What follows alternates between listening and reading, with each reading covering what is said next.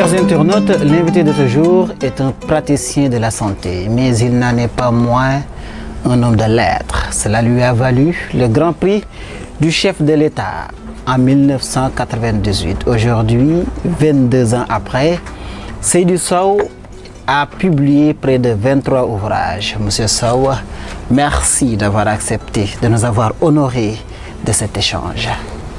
Merci, je salue d'abord vos éminents internautes et tous ceux qui ont la chance de suivre cette émission.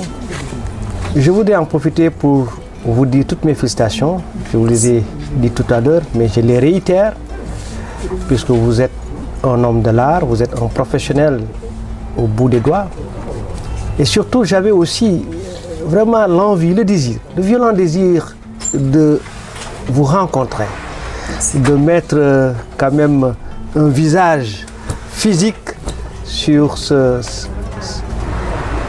travailleur de l'information qui m'a déjà épaté par ces émissions. Merci pour ce que vous faites pour la littérature, pour l'art en général. Merci beaucoup. Merci. C'est un plaisir en tout cas d'entendre ces admirations, ces appréciations de votre part. Monsieur Sow, vous avez écrit, comme je l'ai dit tantôt, près de 23 ouvrages, des romans, des pièces de théâtre, des recueils de nouvelles. Aujourd'hui, nous voyons que de plus en plus, vous vous orientez vers l'écriture romanesque. Ici, en tout cas, aux maisons d'édition L'Harmattan Sénégal, notamment avec la publication de votre dernier ouvrage, Un fleuve de silence pour les larmes du cœur, un certain diagnostic, une certaine échographie de nos réalités sociales. Pourquoi ce choix sur nos réalités sociétales? Merci, je voudrais juste ajouter dans votre énumération que j'ai aussi écrit de la poésie, même si elle n'a pas la même dimension, la même facture que celle de Fodé John ou de Lamine Ba, mais enfin, je me suis essayé aussi à la poésie. Mais je pense que c'était nécessaire de poser un regard sur les mutations de l'heure, sur les changements qui sont en train de s'opérer. Depuis longtemps, on nous a bassiné que nous sommes dans une évolution avec une totale perte des repères. Et c'est vrai qu'aujourd'hui, la société africaine, dans sa globalité, est en train d'évoluer, mais son évolution se fait, je peux dire et je peux même l'affirmer, en dehors de ce canevas tracé par les ancêtres pour pouvoir faire de nous ce que nous devons toujours être, des hommes pétris de la négritude, pour reprendre ce mot cher à Senghor. Mais cela est dû à beaucoup de choses. Peut-être nous aurons l'occasion de revenir là-dessus. Et j'ai pensé qu'en tant qu'un écrivain, en soi-disant détenteur d'un message, il était de mon devoir d'attirer l'attention de ceux qui vont nous lire, qu'il y a une nécessité de revoir les formes d'éducation de notre jeunesse pour les amener à emprunter le chemin des anciens. C'est ce qui a entraîné l'écriture de ce livre. Monsieur Sow, votre style d'écriture, avant d'entrer dans le fond, vous avez un style, certes, vous écrivez sous forme de métaphore, mais le plus souvent, vos premiers paragraphes accrochent le lecteur. Et souvent, ces premiers paragraphes racontent toute l'issue de votre écriture, de votre histoire. Je donne l'exemple de la tristesse des moineaux. Quand on lit par exemple le premier paragraphe, suspendu à l'arbre, les mangues pourrissaient par grappes. Pourtant, elles avaient atteint la maturité. Elles étaient devenues grosses, toutes gorgées de succulence. Et au moment où elles suscitaient l'envie, la gourmandise, le mal les avait déjà gâtés. Et lorsque l'on lit le long de ce roman, d'après ce que nous voyons, nettement, ce paragraphe résume de façon si exceptionnelle tout au long de votre ouvrage. Est-ce que c'est fait à dessein? Est-ce que vous réfléchissez sur votre manière d'accrocher le lecteur, de synthétiser ce que vous avez à raconter au lecteur? Absolument. Pour moi, l'incipit, c'est comme ça que vous appelez ce premier paragraphe, est toujours important. C'est la clé qui permet d'ouvrir le livre. Et comme vous l'avez dit, presque dans la plupart de mes paragraphes, des premiers paragraphes, je concentre toute l'idée du roman dans... C'est presque un résumé. Exact. Si vous voyez même dans... Oui, j'allais y revenir d'ailleurs. Le silence, exactement. Le premier paragraphe aussi, c'est tout le résumé du livre. Le soleil avait dépassé le temps des paresses, il avait vaincu le brouillard et avait bu la rosée. Tirant les feuillages des arbres de leurs innocences verdeurs.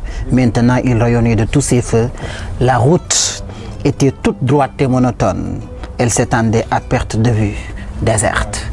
Ouais. Lorsque vous écrivez, vraiment, on sent nettement que vous annoncez quelque chose, vous racontez quelque chose. C'est au bout de la lecture de votre histoire, si l'on revient maintenant à l'insipide, on se rend compte que vous aviez annoncé ce qui allait se passer. Tout à fait. Je pense que c'est ça, parce que il est toujours bon d'avertir le lecteur, d'abord de titiller son esprit, exact, pour l'amener à réfléchir sur ce premier paragraphe. Pour moi, le premier paragraphe ne doit jamais être innocent, à mon sens, dans la technique d'écriture. Elle doit être symbolique. Elle doit annoncer quelque chose qui doit se dérouler tout au long du roman. Et quand vous regardez, et même dans Mbalo, on peut retrouver la même chose aussi dans Mbalo. C'est mon style, c'est ma forme d'écriture. Il faut des hommes de l'art comme vous pour venir à pénétrer ce genre de message. Exact. Toujours se concentrer. En tout cas, dans les romans, il y a toujours un concentré de ce que je souhaite dire tout au long du livre qu'on va lire. Je disais tantôt que vous êtes un praticien de la santé. Souvent, vous parvenez à pénétrer le corps humain à travers votre diagnostic. On dirait qu'à travers votre style toujours, vous diagnostiquez notre société. Vous dites ce qu'il y a de mal dans notre société, l'évolution de notre société, et qu'est-ce qui a évolué en bien et qu'est-ce qui a évolué en mal. Justement, en parlant de cet ouvrage, vous nous avez présenté des filles qui, comme vous l'avez tantôt dit tout au début de l'Insipide, qui peut-être présentaient une certaine pureté, une certaine a priori de religiosité, mais qu'elles ont perdu au cours de leur longue marche. Qu'est-ce que vous avez voulu montrer à travers cette histoire narrée? Pour moi, la société s'est gâtée d'abord à travers un fondement essentiel, la relation entre l'homme et la femme, avec comme soubassement l'amour, l'affection. Vous savez, c'est l'amour, l'affection qui nous a sortis du paradis. Adam et Ève, c'était là le début de l'amour, de l'affection. Et c'est cela, c'est cette conjonction d'Adam et Ève qui nous a valu de sortir.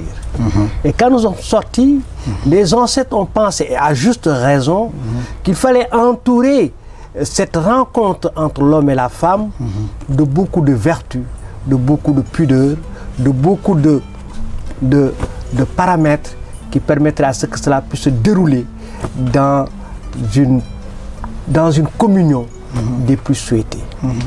Et malheureusement, c'est à ce niveau justement qu'aujourd'hui la société est en train encore de se gâter. Les sentiments qui poussent les hommes vers les femmes ne sont plus guidés comme dans les temps anciens par une affection pure, par des sentiments adossés à des éléments de haute valeur. Jadis, quand un homme aimait une femme, j'emploie d'essayer le mot aimer plutôt que le mot désirer, parce qu'il conduit à autre chose, à un instinct beaucoup plus animal, alors que le fait d'aimer une femme conduit à des valeurs absolument essentielles. Quand un homme aimait une femme, il avait la patience d'attendre. Justement, c'est les Européens, ce sont les Occidentaux qui ont commencé par nommer cela les feux de l'amour. Le soleil qui brille dans ce premier paragraphe n'est d'autre que le soleil de l'amour. Dans les temps anciens, ce soleil était tout à fait dans la paresse. En fait, il ne poursuivait pas assidûment une femme. On ne poursuivait pas d'une manière éhontée une femme. On avait la patience d'attendre. mais cette patience n'existe plus. Cette paresse a totalement disparu. Aujourd'hui, quand on aime une femme, tout de suite on a envie de satisfaire un besoin d'abord animal qu'on associe à de l'amour alors qu'il n'est pas de l'amour. Et la femme, la perte de la femme justement, c'est de croire justement que cette tendresse-là, qui n'est adossée à aucune vertu, doit être acceptée telle qu'elle, dans toute sa sauvagerie, dans toute sa brutalité, Toute sa bestialité. dans toute sa bestialité. Or, ce n'est pas ça la liberté de la femme. Ce qui se passe ici, toutes ces filles qui sont là, Exact. ont pensé exprimer leur forme de liberté de cette façon-là. Ouais. Elles sont vues beaucoup plus esclaves qu'elles ne l'auraient souhaité. Justement, Seydi Sow, lorsque vous écrivez également, on sent nettement que peut-être contrairement à beaucoup d'auteurs, vous utilisez souvent les mots qu'il faut. Que cela fasse mal, qu'il blesse, qu'il pointe directement du doigt, vous n'y voilez rien du tout, vous dites les choses telles quelles, peut-être avec les métaphores qui sont propres à l'écrivain, à l'homme de lettres que vous êtes. Aujourd'hui, quelles sont les conséquences de ce comportement des filles? D'abord, c'est vrai, j'aime dire les choses de façon claire, nette et précise. Parce que d'abord, c'est le Coran qui nous l'enseigne. En effet. En tant que musulman, quand on a la fréquentation du Coran, on se rend compte que Dieu ne voile pas les choses. Il dit exactement les choses telles que ça se présente. Et vous y adossez l'intelligence que demande. Voilà, tout à fait. Et maintenant, les conséquences, les conséquences sont là. C'est une déperdition de la société dans sa globalité. Vous savez, il y a un élément très important sur lequel j'aimerais revenir, c'est l'avènement de la femme. Il est important que nous puissions nous pencher sur l'avènement de la femme. L'on nous apprend dans les Écritures saintes que la femme a été tirée d'une côte de l'homme. Et tout le monde s'est posé la question, pourquoi Dieu n'a pas choisi un fémur, pourquoi Dieu n'a pas choisi un l'humérus, qui sont des os extrêmement plats, droits, rectilignes, sans aucune fioriture. Pourquoi Dieu est parti choisir une côte qui est somme toute assez courbe pour en faire une femme? Souvent nos grands-parents, nos parents disaient comme explication que c'est parce que l'esprit de la femme était courbe à l'image de ses seins. Plus elle grandissait, plus leur esprit s'amoindrissait. Telle n'est pas mon explication. Pour moi, si Dieu a choisi la côte, c'est en raison de la fonction de la côte dans l'organisme humain. Quand on regarde, on se rend compte que la côte a pour fonction essentielle de protéger. Mais que protègent les côtes? Les côtes protègent le cœur, les côtes protègent les poumons, le foie, la rate, les reins. Autant d'organes essentiels de la vie que les scientifiques nomment organes nobles. Cela veut dire donc que la femme, qui est l'image de ces côtes-là, protège les valeurs de la société. Et que si la femme perd ses valeurs, c'est toute la société qui va perdre les mêmes valeurs. La société va se détruire. Donc, la principale gardienne du temple, pour reprendre au mot de Cheikh Hamidou Kane, c'est la femme, c'est pas l'homme. C'est la femme qui est la réelle gardienne du temple, c'est elle qui protège nos valeurs. Or, si on va dans une société où la femme n'a plus de repère dans ses valeurs, où la femme est devenue impudique, où la femme est devenue un objet de commerce, c'est toute la société qui s'effondre. C'est en ce moment qu'il faudra reprendre ce titre phare de chinois Achebe, c'est le monde qui s'effondre. Or, c'est ce que nous vivons aujourd'hui. La femme aujourd'hui a perdu sa pudeur, a perdu ses valeurs. Nous avons vu, M. Sow, que cette quête de liberté nous a conduit à un laisser-aller. Total. Un laisser-aller qui a conduit effectivement à une certaine liberté sexuelle. Est-ce que ceci s'adapte réellement à nos vertus, nos valeurs? Ça ne s'adapte pas, ça ne peut pas s'adapter à nos vertus. Il n'y a pas une certaine importation. Et tout ça sous le voile de ce qu'on pourrait appeler quelque part parfois féminisme, anticipation de la femme et tout. Pourquoi? Émancipation, pardon, de la femme. Pourquoi toutes ces appellations aujourd'hui nous ont conduit à cette réalité? Parce que vous savez, l'Afrique étant le berceau de l'humanité, l'Afrique devait être aussi le refuge de l'humanité. C'est-à-dire que si toutes les valeurs sont perdues ailleurs, l'humanité aurait dû revenir vers l'Afrique pour reprendre son point de départ. Puisque l'adage Wolof nous le dit, quand tu es perdu, retourne sur tes pas. Exactement. Malheureusement, aujourd'hui, l'Afrique n'est plus le refuge de l'humanité. Étant le berceau de l'humanité, mais l'Afrique ne peut plus jouer ce rôle de refuge de l'humanité. Pourquoi? Parce que simplement, l'Afrique a perdu ces éléments par lesquels elle était en train d'éduquer sa jeunesse, elle était en train d'éduquer son peuple. Tous les paramètres d'éducation de notre peuple ont été détruits, déstructurés. Je donne un exemple, 3 exemples. Avant, parce qu'on avait des étapes d'éducation de la jeunesse. La circoncision était une étape forte d'éducation de la jeunesse. Le circoncis était extrait de la société, on l'a mené en pleine brousse, loin de tout. Et on lui enseignait les valeurs cardinales des ancêtres. Aujourd'hui, dès que l'enfant sort, on le circoncis. Cet enfant-là ne connaît plus rien, n'a plus de repère, n'a aucun enseignement sur son futur, n'a aucun enseignement sur son devenir d'homme. Aujourd'hui, les comptes n'existent pas dans nos foyers. C'est le WhatsApp, c'est le smartphone qui a remplacé la grammaire qui ne compte pas. On est branché sur le WhatsApp, on est branché sur Instagram, on est branché sur les réseaux sociaux. On n'est plus à côté de la grammaire qui raconte les contes d'hier. Ça n'existe plus. Aujourd'hui, les proverbes qu'on avait l'habitude avec lesquels on éveillait l'esprit de l'enfant, ces proverbes-là n'existent plus aujourd'hui. Aujourd'hui, n'existe plus la mariée aujourd'hui, avant que la femme mariée n'aille rejoindre son conjoint. On l'a préparée. On lui donnait les rudiments de sa vie future de femme, d'épouse. Ça n'existe plus. Aujourd'hui, c'est les nuits de noces, les enfants vont partir en lune de miel, on ne sait pas comment. Les parents ne savent même pas quand est-ce qu'il y a eu rencontre de la femme et de son époux, on ne sait même pas. Tout a été perdu. Alors, l'enfant s'élève, grandit, sans aucune règle d'éducation, sans aucune référence. Et vous voulez que cet enfant-là soit un enfant imbu de valeurs, soit un enfant qui reprenne les chemins de jadis. Non, ce n'est pas possible. C'est en ce moment que la liberté, ces notions de liberté, trouvent leur force. En fait, c'est une avalanche, j'allais dire. Ouais. C'est une avalanche, ce n'est plus une force, mais c'est une avalanche qui conduit la personne vers des moments qu'il n'aurait pas souhaité. Et ça qui a entraîné l'Europe. Justement, j'allais dire, est-ce que ce qui reste de valeur l'Europe aujourd'hui et de vertu dans quand on voit l'évolution de l'Europe, l'Europe au départ, c'était une société de haute valeur. Regardez, quand on prend des auteurs comme les fleurs du mal de Baudelaire. Quand on prend l'auteur de Château de Parme et de Madame Bovary. Madame Bovary, avec le réaliste. Wow. Oui. Pourquoi ces gens-là ont été traînés en procès?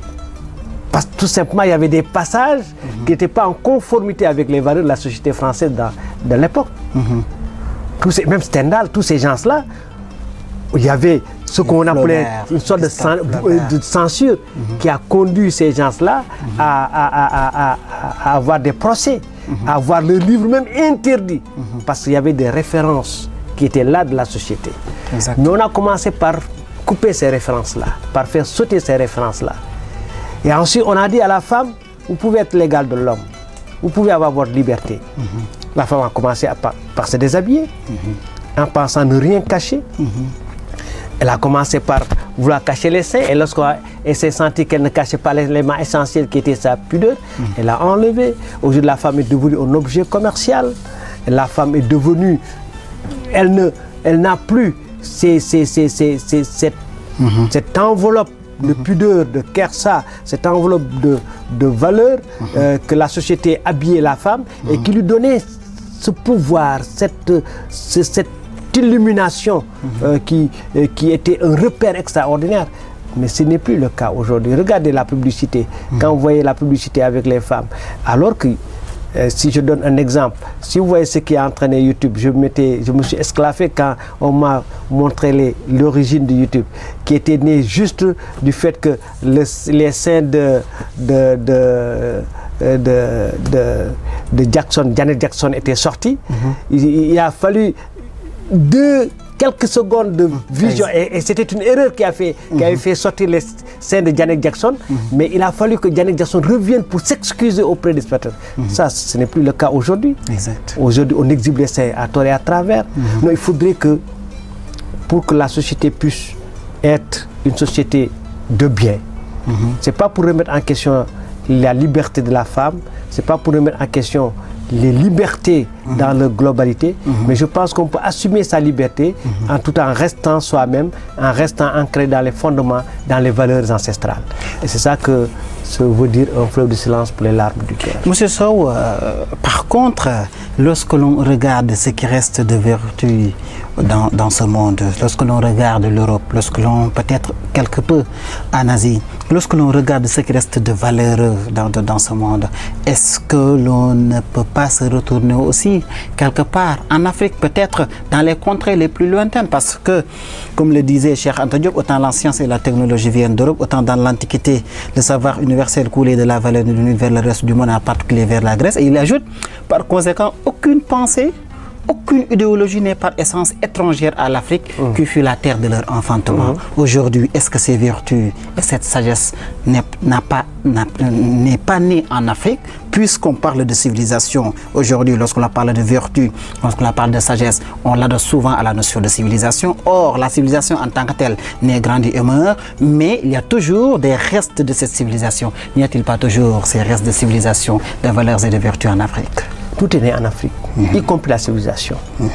L'Égypte, qui était la civilisation la plus ancienne du monde, est en Afrique. Et les Égyptiens, Cheikh Anta Diop nous l'a dit, sont d'abord d'extraction noire. C'est les Noirs qui étaient en Égypte. Exact. Donc, non, tout est là, tout est en Afrique. Mais malheureusement aujourd'hui, avec les satellites qui nous envahissent, avec l'Internet qui est là, qui est la porte ouverte à tout. Vous savez, l'Internet est un puissant outil. On peut tout avoir à l'Internet. C'est une bonne chose que l'Internet. Mais il faut, à mon avis, orienter l'enfant dans cette forêt qu'est l'Internet. C'est mon sentiment. Exact. Mais si on laisse l'enfant naviguer tout seul dans l'Internet, il va accueillir les bonnes fleurs comme les mauvaises fleurs, comme les fleurs du mal, pour reprendre encore les paroles de Baudelaire. Parce que l'Internet, tout y est. Quand on veut apprendre, ça y est dans l'Internet. Quand on veut s'amuser, ça y est dans l'Internet. Quand on veut se détruire, ça y est dans l'Internet. Mais ça, il faut...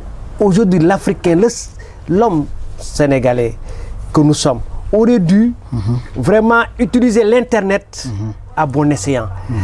Orienter la puissance de l'Internet dans la divulgation de nos valeurs, dans la reprise de des éléments ancestraux.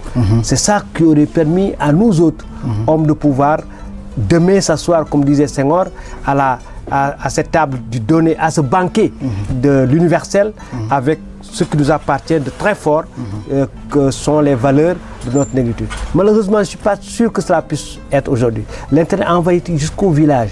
Les Sérères, aujourd'hui, tu les vois au milieu de leur charrette avec un portable au niveau de l'oreille. Quand le Sérère aujourd'hui a la capacité aujourd'hui, au fin fond de son saloum, avec son portable collé à l'oreille, surfant avec sur son Internet, ce Sérère-là est définitivement perdu pour l'humanité. C'est pourquoi il faudra ramener ce Sérère-là dans les règles de l'art. Il faudra le transformer en peul et pour retrouver fondamentalement. C'est une image, mais c'est ça qui est nécessaire. Il nous faut revenir et c'est pas trop tard. C'est pas trop tard. La télévision est encore là, la radio est encore là, les journaux sont encore là, mais l'Internet est encore là. Il faut que les gouvernants, les pouvoirs publics, il faut que nos marabouts, il faut que les autorités, il faut que tous ces gens-là n'acceptent pas cette forme de démission que nous voyons aujourd'hui. qui reprennent les éléments en main, qui réorientent notre jeunesse vers les chemins les meilleurs. Et ça, c'est possible encore. Il y a encore une chance qui peut être offerte à l'humanité aujourd'hui, qui peut être essentiellement offerte à la jeunesse d'aujourd'hui, pour que celle d'aujourd'hui puisse être transformée, pour que demain, la jeunesse que nous avons soit la jeunesse à laquelle nous rêvons, nous tous. Dans cette course vers la reprise de notre conscience, de nos valeurs, quelle est la responsabilité de nos gouvernants?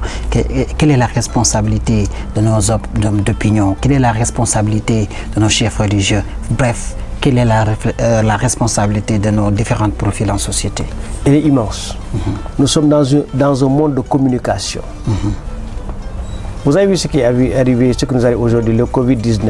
Ouais. Vous avez vu qu'on a du mal à faire en sorte que tout le monde puisse observer les règles qui permettent à ce que le mal puisse s'éloigner de nous. Chacun les observe à sa manière, à sa façon. Parce que tout simplement, on n'a plus une attention au niveau du guide religieux, une attention au niveau du pouvoir public, mais ça c'est dû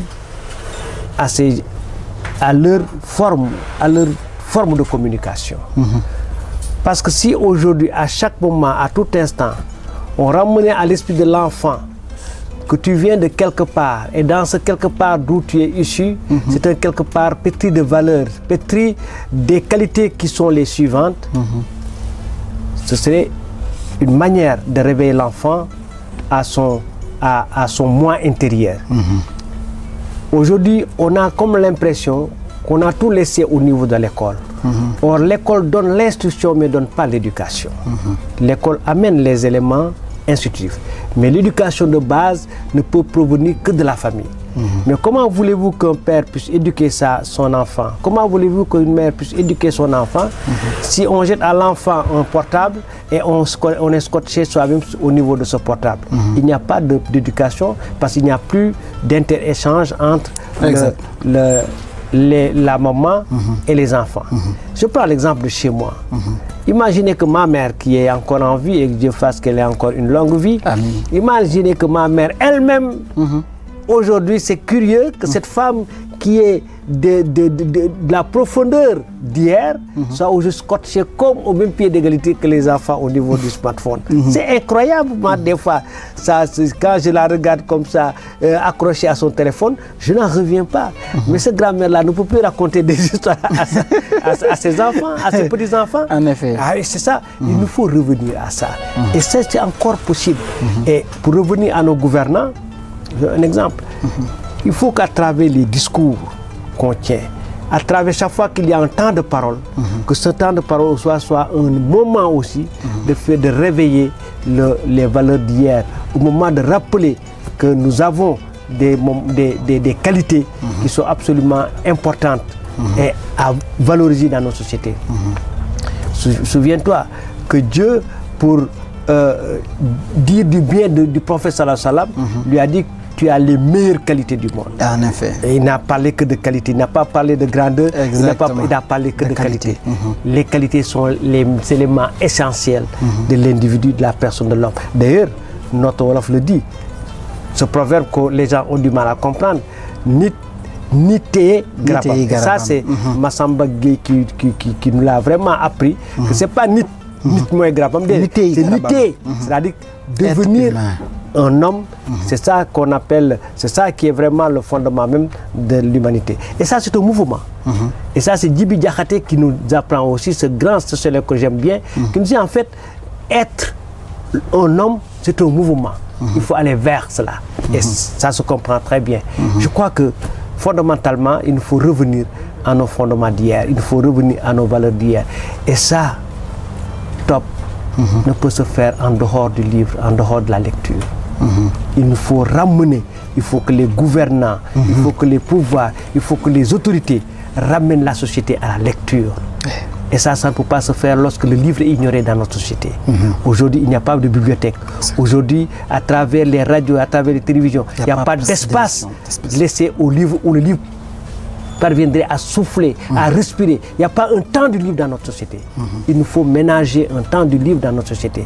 La lecture doit revenir en force, parce que seule la lecture permet de grandir l'homme. Un peuple qui lit est un peuple qui gagne, disait notre grand de l'Afrique du Sud, Nelson Mandela. Donc, il nous faut revenir à la lecture. Tant que nous ne lisons pas, nous ne pourrons pas avoir des enfants forts et vigoureux dans les qualités que nous voulons. Pour cela, il faut revenir au livre et à la lecture. Monsieur Sow, le temps qui nous est imparti me signale, Monsieur Senghane, est terminé. C'est un plaisir vraiment de vous avoir reçu dans cette émission. Il est court ce temps-là, mais tout le plaisir est pour moi. Je suis venu avec, je ne peux pas partir sans la présenter. C'est ma 4e. Je n'ai pas 3 femmes, mais moi je suis un monogame polygé. Mais celle-là, j'en veux faire une 4e, c'est ma douce moitié. Et vous avez là-bas un brillant journaliste aussi, qui est mon fils bien-aimé. S'il est Nguette, il est là-bas. Voilà. Donc je ne pouvais pas ne pas les présenter à vos amis internautes. Voilà. Et je vous remercie. J'ai toute mon admiration pour toi, Top, et aussi pour Senghane qui nous a filmés, et pour l'Harmattan, en particulier pour son directeur général, Abdoulaye Diallo, qui fait de bonnes choses. Merci. Merci beaucoup, Monsieur Seydi Sow, l'auteur de Les Colombes meurent à Soweto, mesdames, messieurs, chers internautes. Merci. Vous avez dit aussi, que j'aime bien.